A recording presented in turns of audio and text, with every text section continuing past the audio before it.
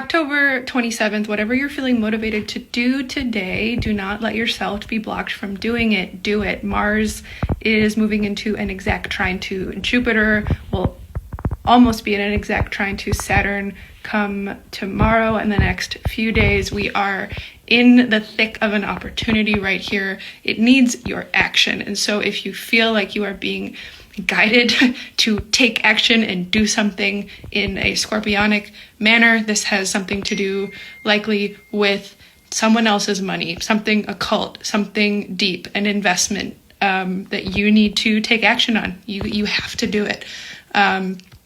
Go for it. This is the time. It's a huge opportunity for you.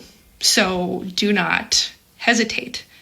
Go deeper into it, okay? This is the only time Mars will be here. Mercury will come back, but this is the only time Mars will be here.